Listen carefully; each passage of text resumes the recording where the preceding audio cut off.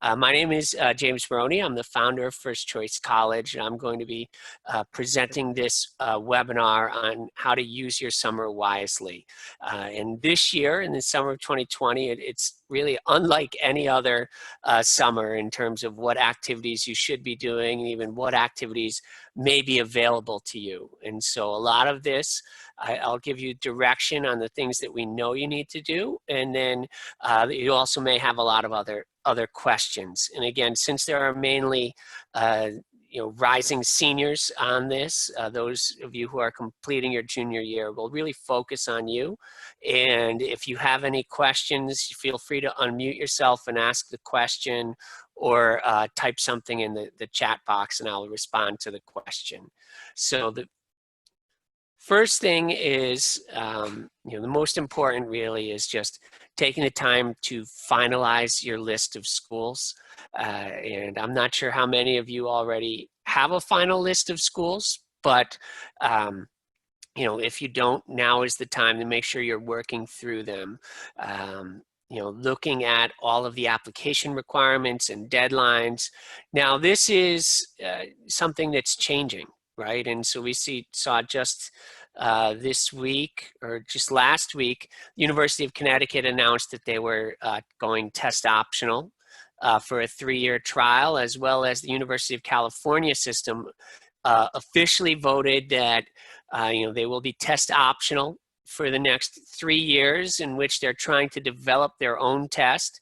And if they don't have a test developed within 5 years, they will be test blind. And so those schools, the requirements have changed. So far, to my knowledge, the only Ivy League that has announced they are test optional for the fall is Cornell, although some of the other schools have changed their requirements in that they're requiring the SAT or ACT, but not requiring the subject tests, or they're recommending but not requiring the subject tests for those students. So again, this is something that's a little bit in flux. And then you have a school like in Ohio State who has announced they will be requiring the SAT unless they're not able to give it in the fall.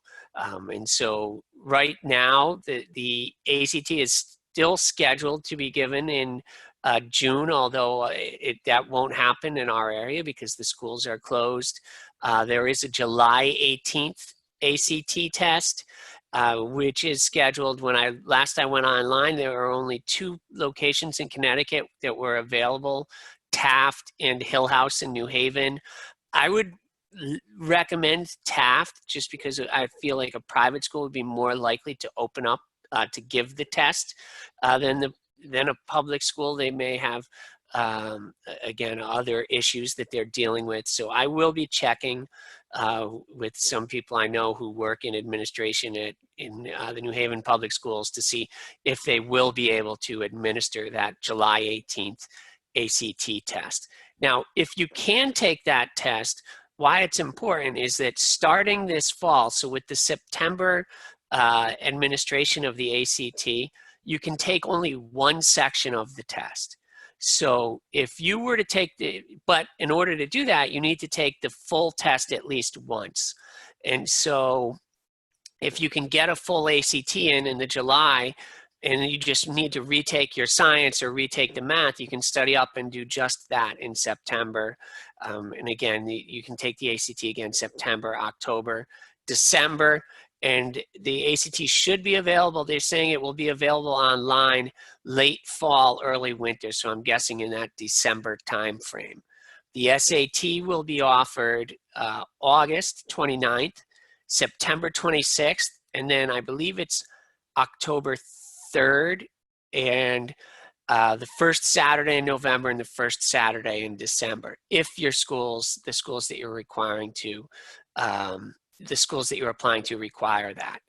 Again, one of the important things about finalizing your list of schools is knowing where you're going to apply, early decision, early action, knowing when those deadlines are. And so, if you're applying early, you really need to have your application ready because they could be a November 1 deadline. So I've seen some in some years that were like October 27th, so a little before, but really you're looking around that November 1st deadline. Depending on your high school, you may need to request the transcripts 2 to 3 weeks before that. So you need to really be done by the beginning of October, middle of October with your application and ready to submit it. And so if you can apply early decision early decision is binding. So just to explain that, I'm sure you all know this, but just in case, early decision is binding, meaning that you can apply to only one school early decision, and if they accept you, you have to go there. And so you're signing a contract saying, if I'm accepted, I will go there. So early decision is not for everyone. Early action is not binding. And so early action, you apply early, you find out early, but you're not bound to go to that school. So if you can apply early action, you definitely should apply early action. Now, school, there's an old study that showed that applying early, either early action or early decision, improved your chances of admission the same as adding 100 points to your SAT score. And if you think of it from a numbers perspective, a lot of the top colleges take 40% of their class from their early action or early decision pool, and 100% of the seats are open, right, when you're applying there. They don't get 40% of their applications. So if you're applying regular, there are only, 40% of the seats are taken, so there's only 60% of the seats, but more than 60% of the total applications in the regular pool. There are other advantages to applying early action. Some colleges only give merit scholarships out of their early action pool. Some, again, they'll give you preferential financial aid packaging if you apply early. And so you want to know those, look at your schools to understand that. That's one thing. If you've taken our class or the tutoring, we do have in your account, the student account, there is a scholarship search. And so you can look at the schools, and oftentimes the scholarships have different priority deadlines. Merit scholarships have different priority deadlines than the regular admissions deadlines. So you want to make sure you know those, especially, you want to find that financial safety school. It's a great time to get started on your application and your essays. Again, the best writing takes rewriting. And in order to make sure you're giving it your best effort, you really have to have a chance to do 2 or 3 revisions or more of the essay. And so if you wait till the last minute, you're taking away that opportunity to rewrite your essay, to let it sit for a little while and come back to it with fresh eyes. And so you'll want to start that over this summer. The common application essay topics are available. And so let's just for a second go and look at, even though you cannot start filling out your common application until August 1st, if you fill it out before then, they clear all of the applications, and then you would have to start a new account. But you can start an account if you want to look through the application, but we do know the essay topics already. So the 2020-2021 Common App essay prompts, number 1, some students have a background, identity, interest, or talent that is so meaningful they believe their application would be incomplete without it. If this sounds like you, then please share your story. 2, the lessons we take from obstacles we encounter can be fundamental to later success. Recount a time when you faced a challenge, setback, or failure. How did it affect you, and what did you learn from the experience? 3, reflect on a time when you questioned or challenged a belief or idea. What prompted your thinking? What was the outcome? Describe a problem you've solved or a problem you'd like to solve. It can be an intellectual challenge, a research query, an ethical dilemma, anything that is of personal importance, no matter the scale. Explain its significance to you, what steps you took or could be taken to identify a solution. Discuss an accomplishment, event, or realization that sparked a period of personal growth and a new understanding of yourself or others. Describe a topic, idea, or concept you find so engaging that it makes you lose all track of time. Why does it captivate you? What or who do you turn to when you want to learn more? And then the last, share an essay on any topic of your choice, so that really that you can write about anything when you're writing your college essay. And it's important to remember that the college essay is different than a regular English essay, right? They're trying to learn about you. And what you can see from a lot of those questions, they want to know what makes you tick, right? What makes you different? And so if you think of a school like Yale, 35,000 applications to accept 2,100 students. Again, not everyone is applying to schools that are that competitive, so you don't have to start pulling your hair out unnecessarily. But what are they looking for? They're looking for what makes you different, right? Why are we going to fish you out of the pool and accept you? What are your passions? And you saw that in one of the questions. So what are your passions, your motivations? And it's not just what happened to you. So you're not just describing an event. It's what happened to you and how did you grow from that? I think that the essay is probably the most stressful part of the application. And because when you sit down to write it, you're thinking, how am I going to boil down my 4 years of high school into less than 650 words, right? And you feel you're being judged on that. Again, I think the best way to think of this essay, you can't tell everything. You can't rope all your hopes and dreams into one essay and get that there so they can see. Basically, you're doing a trailer for a movie, right? It's the commercial. It's not the whole thing.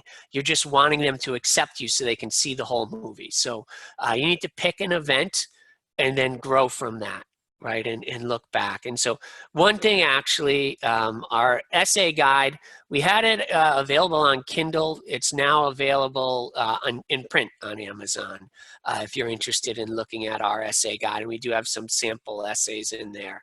If anyone has questions about the essay, again, please ask them now. Feel free to unmute yourself or type a question in the chat box at any time.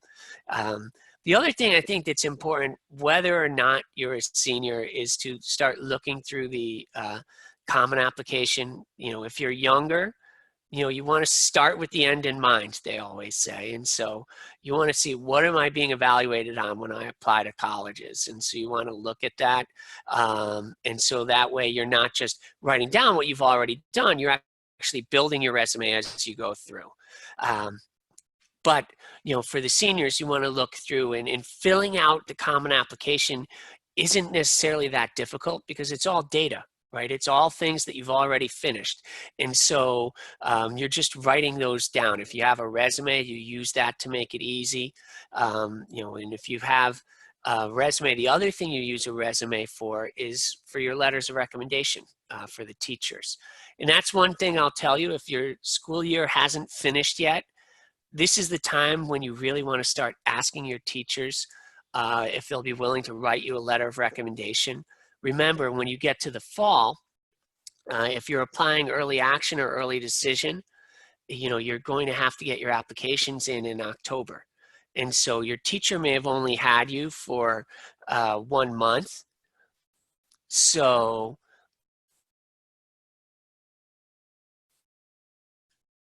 and I'm sorry, we got a question in the chat. I'll answer that after this. So your teacher may have only had you for 1 month. So they want to know they want to see how well they know you, right? And so it's not the teacher where you got the best grade, it's the teacher who knows you the best.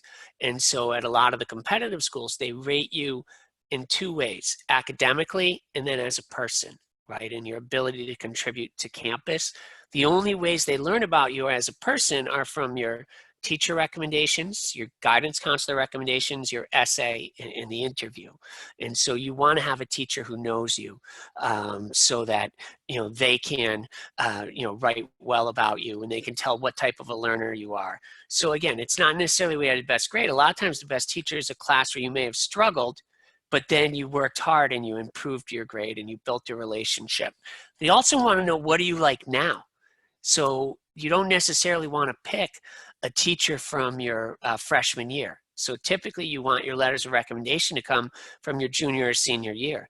The only time you would pick a freshman year teacher is if it was a teacher you had in the freshman year and then again in the junior or senior year so they can comment on your growth. Or maybe you had them as a teacher in the freshman year, but they're an advisor or a coach, and so you have a relationship with them. For the letters of recommendation, the rule of thumb is never more than 5 total. You don't want to do more than 2 beyond what they're asking for, right? New letters of recommendation, you should only add if they're giving different information, they're talking about you in a different light. So if it is an advisor or a coach, you don't need to have a bunch of teachers all saying the same thing, that he or she is a great kid.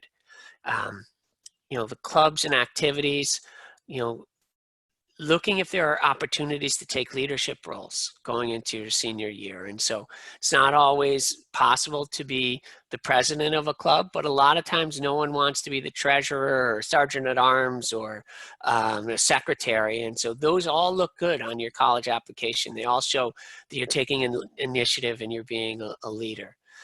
We'll talk about a little later, but again, college is like a depth of involvement rather than a breadth of involvement, meaning they would rather see you doing 1 or 2 things all 4 years and taking leadership roles than doing a different thing every year or every month.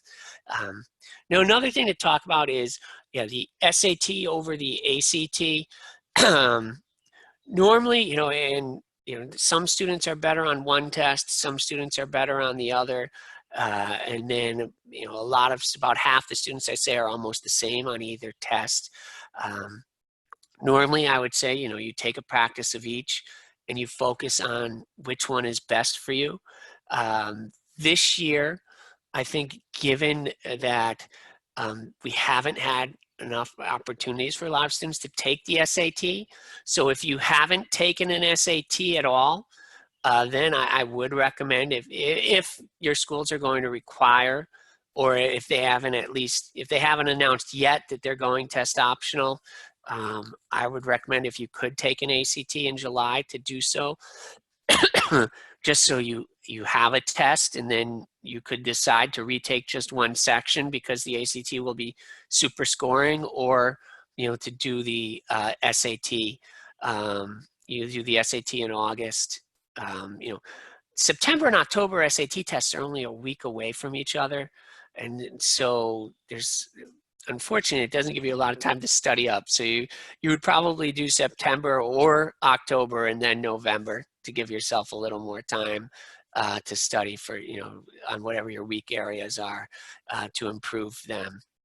One thing, again, I feel bad for you, this class, and that there's so much that's uncertain. One of the things that's uncertain is what is college going to look like next fall. And so Quinnipiac just announced they're going to try to come back on campus. The University of California system announced they're not going back on campus next year. UConn will probably announce at some point in July what they're doing. And so what's happening is a lot of seniors, or of graduating seniors, not rising seniors, are deciding perhaps to take a gap year. And so it's uncertain. Every school has different policies on the gap year. So I have a cousin who's graduating and he's going to Tufts next year, and they're going to allow him to take a gap year and he won't have to reapply. Although I heard that that Princeton sent a letter to all of their accepted students that if they chose to take a gap year, they would have to reapply. They wouldn't hold their slot. And so we still don't know, how this will play out and how competitive your admissions year will be next year. I think there are a lot of factors that are, in the end, may cancel each other out, in that there's a declining number of high school seniors, not drastically, but it's steadily, declining. And then there are a lot less international students who are coming to the U.S. to study. Part of it had been that it was getting more difficult to get a student visa, but it's also now, with the current pandemic, there are less international students who want to come here. So I think that even if you have some students taking the gap year and then coming back next year, so there are not every slot is open in the incoming freshman class. Theoretically, not every slot is open. the decline in the number of applicants, it may wash out again at the highly selective schools. Their policy, they may not allow students to take the gap year, or they may make them reapply. So it'll still be the same there.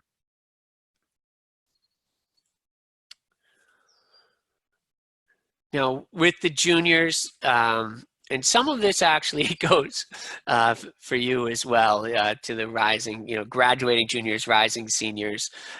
So when I'm setting these years, that it's all the year that you will be after the end of the summer, so the next school year. And this is for rising seniors and rising juniors to do some of the campus tours, the virtual information sessions, right, to make sure that you're reaching out for information, to look at, find out who's reading your application. And so a lot of the schools read applications, they read them by region, meaning that they'll have one admissions officer who's in charge of an area, so they really get to know the schools in that area. And so you may want to ask at the schools, your top couple schools, how they read their applications and who the admissions officer is in charge of your school, to reach out to that person and ask questions, again, to try to build some form of a connection, but to show that demonstrated interest. The standardized testing, so just figuring out what the plan is. And unfortunately, we can make all of these plans, and we're going to have to be flexible because we don't know yet what's going to happen, if we'll be back on campus like it was before, or it'll be modified. One thing we do know is that, if they can't, well, the ACT is planning on giving an online test next, let's say, December timeframe. No matter what, they're committed to that. The College Board has said they will do an online offer an online SAT test if they're not able, I believe, to give the August SAT test. So there will be an online opportunity to take the tests. Again, getting involved, looking for leadership positions. Now, one thing, again, that'll apply to either juniors or seniors, and really any students, is to colleges like students who maximize opportunities that are available to them, who take the most difficult curriculum that they can handle, who, they have a passion, right? They're looking for, what are you passionate about? They see that depth of involvement and that you're going after that passion. And so one thing, if you're not able to get a job this summer, or if you were going to go to camps that you're no longer able to go to, you may want to look at some of your top schools and see if they offer free classes online. There are a number of colleges that offer free classes through Coursera. So it would be an opportunity for you to see what a professor there teaches, like, how the teaching is, at least in their lecture format. But it's also could be something when you have to write a short answer for a college, that you can mention that you took this class and you look forward to being able to take a class from this professor in person, so that you can ask certain questions. And so again, they look at how you're using your time. And so activities are two things. One, it goes to that depth of involvement to show your passion. What do you like? But also, what are you doing with your time?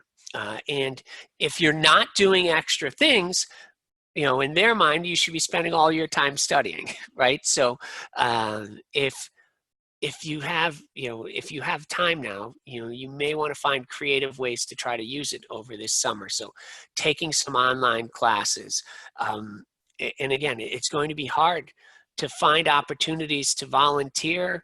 A lot of the in-person things and jobs, may be harder to find this year. And they do count a job as an activity, right? Because again, that's an accounting of time. And some people have jobs, they may have to take a job to help out with their family. And so they may be working and not able to do other activities. And that's something you would explain in the essay. Another thing that's important to realize is that in your application, the guidance counselors will fill out letter of recommendation, and there is a counselor form of a common application that they fill out for you. You know, and some people, when you attend larger schools, you may feel that your guidance counselor doesn't know you, but it's your responsibility now to make sure that the guidance counselor gets to know you. So if you're not out of school yet, make sure you send an email to your counselor, letting them know what you're thinking about, what you're going to be involved in, and see if you can set up a time to talk with him or her to get you know, his or her advice. And the same as in the fall, right? And so I think you'll be surprised to find out that guidance counselors do know you, and they have been keeping tabs on you, even if you don't see them very often. And so, but that is something that's, you know, up to you to kind of try to build that relationship with the counselor.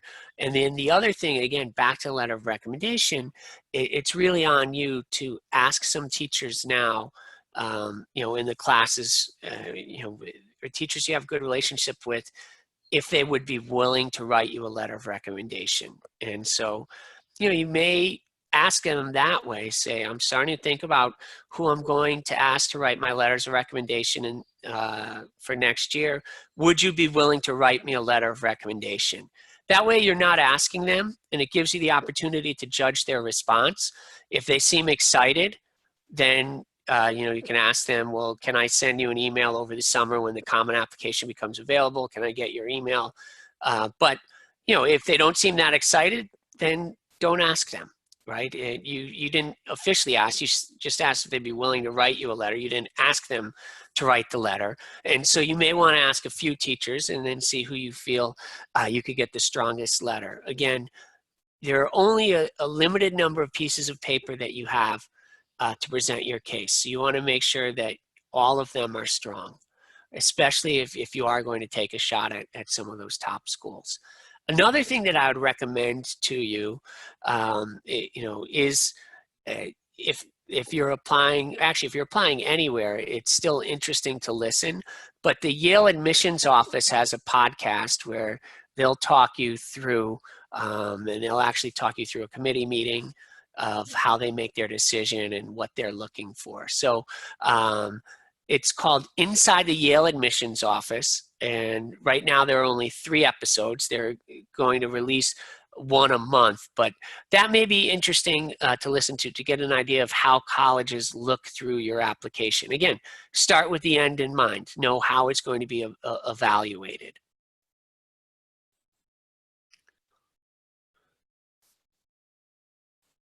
So again, for those who are rising sophomores and anyone who may be rising freshmen, colleges look for that depth of involvement. They look for your passion. So start finding your passion. So it's great in your first year, first couple of years, to get involved in a number of activities. And then, as you go through, you're going to winnow out the things that you're no longer interested in so that you have a few things that you've done for all 4 years. Grades are the most important metric, right? And so what you've done day in, day out for 4 years is the most critical. And so if you're a freshman or a sophomore, junior, rising junior, really focus on your grades. And especially as we see what's going to happen, we're not sure what's going to happen with more colleges going test optional. The transcript is going to take an even more important role. One thing is, with your transcript, the private colleges look at the strength of your curriculum. That's very important. Whereas when you look at NACAC, National Association of College Admissions Counselors, every year they do a survey of college admissions. The state schools don't necessarily rate that as important. They're really more numbers based, and they don't consider the strength of the curriculum as much as the private schools do. So at the private schools, everything is critical. Summer programs and topics that interest you. So, a lot of colleges offer summer programs, and it's important to know there are different types of summer programs. So sometimes there's an outside group who will teach a program, and they'll rent dorm rooms and classrooms at a college. And then sometimes the colleges themselves offer classes. You know, probably the best way to evaluate the strength of one of those summer programs is if they offer you college credit, right? And so if a program offers you college credit and it's on a college campus, then yes, that's a very strong program. You know, there are other programs. So there are some that you may take to improve your chances of getting into a school. And then there are some that you may take to try to learn more about yourself. And so a great example of the one that you would take to learn more about yourself is UConn offers an engineering summer program. It's a 1-week program where you get to shadow all of the different disciplines of engineering and learn more about what is materials engineering, what is chemical engineering, what's environmental engineering, which you may not know right from high school. I mean, you probably don't get into any engineering classes. You'll take physics maybe, and you may have some, you know, programming or robotics. But again, this is a great way to get on campus and to learn about what is engineering. Is it something I can see myself doing, studying for the next 4 years, and is that the type of career? So, you know, there are other, you know, Brown has some programs that range from 1 to like 4 or 6 weeks where, you know, again, it may not help you that much in admission other than you can say when you know, when that why Brown, that short essay, you know, you're on the campus, you loved it, you can talk about it knowledgeably. But, you know, they have different programs to help you learn what you may want to major in, right? So, but and if you wanted to take additional classes, you can try, you know, through a community college, or again, you know, try to take this summer would be a good summer to maybe take some of those free online classes through Coursera or other places, again, to learn about professors at the colleges, and then to show that you're trying to go beyond what's available to you. And unfortunately, right now, everything is changing rapidly. So you want to keep up to date on the information. You know, we're trying to send out email updates weekly, which I believe everyone who's on this webinar gets our emails, but you can always subscribe to our newsletter. We also try to put the updates on Facebook. You know, another free newsletter is Inside Higher Ed, although you don't have to subscribe to that because we look at it and then put what's interesting up, kind of curate that material for you. But that's another great source of the changes. And remember that, you know, it's frustrating and it's stressful that there's not a lot of certainty, but things are changing for everyone. So everyone who's applying is in the same boat as you, and the colleges are also in the same boat as you in not knowing. And it's going to be very different. So unfortunately, it's a learn as you go for both sides this time. So yeah, remember to read a full article. Don't just trust the headlines. A lot of times they're the clickbait just meant to get you to click on the article. But one thing that's also important is a lot of schools have gone test optional, but you want to understand, of the schools that are test optional, have any of them gone really test blind? Test blind meaning they don't look at the tests at all. And there really are only a handful of schools that are test blind, that don't look at the tests even if you submit them. And so some of the schools that have gone test optional for the next year are still using the test scores when determining their merit scholarships. You know, one thing that's important to know is that, you know, even though I kind of live by the saying is, you know, if it weren't for the last minute, nothing would ever get done. And I tend to put things off to the last minute. To have your best application and to give yourself the best, you know, the widest range of widest array of opportunities, you want to start preparing early, right? And if you do that, you will have a lot of great options. And that's one thing, you know, for all the stress that goes into this process, in the end, things usually work out. And while, you know, you may not end up at your first choice school, most students do end up happy where they go, as long as they put preparation in the beginning. So with that, I'll open it up to see if anyone has any questions. Again, I would say most important things are getting your final list of schools where you're applying, doing the visits, touching base with the admissions officers, developing your testing strategy for the summer and the fall. And then if you can, doing things to improve your chance, or again, even with your community service, you don't want to just do it because you have to. You want to try to, if possible, do things that you're interested in. And so try to find then to go towards that depth of involvement and towards that passion.